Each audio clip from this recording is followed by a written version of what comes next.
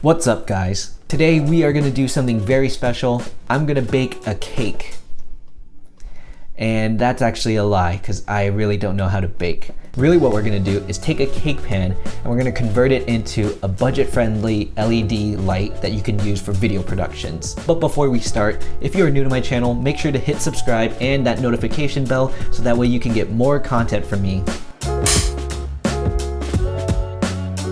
Being a filmmaker, or heck, even just being a video creator for a hobby, it's not a cheap thing to do. Now, the number one fundamental when it comes to cameras is you need a lot of lighting. If anything, that's the one thing to not cheap out on when it comes to equipment. However, if you don't have, let's say, $1,000 lying around to buy an Aputure light kit, then yeah, that can be a problem. But I found a No Film School article which referenced Daniel Schiffer's video making a key light out of a cake pan and just some LED strips. And if I can save myself $1,000 and just only spend $40 for this light, then yeah, I want to make it. And thus, I went on this journey to make that cake light. The first thing you want to get is a cake pan. Now, particularly, you want to get a round aluminum cake pan. The one I have here and the one that Daniel Schiffer used, the 12-inch cake pan, that's 3 inches deep. It's aluminum, which is perfect because it's going to be reflective. It's preferred that you get a wider or larger one. Being a larger surface, the light's going to be able to spread and bounce more rather than condensing down and then becoming more of a spotlight. And it really doesn't have to be round. I guess if you want to use a square pan, or heck, go ahead and use a Christmas tree for all I care. But the point is, you need a large cake pan that's preferably a little bit deeper.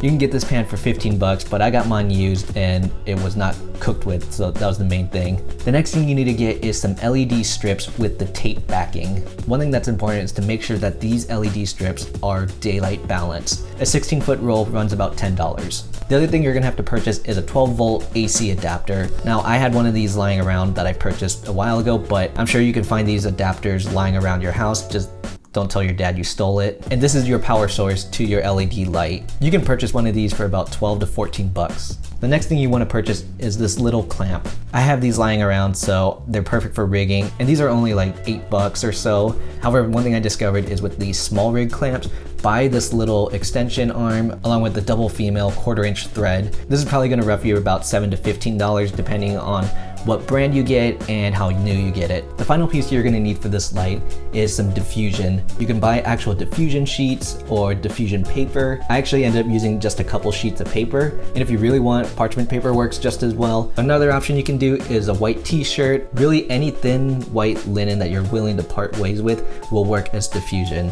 So now that we have all our materials, it's time to assemble. And it's really not that difficult. First thing you want to do is take your cake pan, just remove any sort of like schmutz and junk inside. Next, you're going to grab the LED light strips and carefully peel the wax backing. You don't want to pull too hard because you end up ripping the sticky part off of the LED strip. Once it sticks, it's going to really stick. All you're going to do is just line the sides on the inside of the cake pan. Start from the top and then you're going to make your way down to the bottom. And when you do so, take the end with the plug and just have it dangle outside, and then just start lining the inside with the strips. The reason why we're lining the sides is because it's going to help spread the light. Rather than putting it along the bottom, it's going to create more of a spotlight effect. Whereas if you would rather have a softer spread on your subject, then lining along the sides, it's going to create like a reflection and then spread out.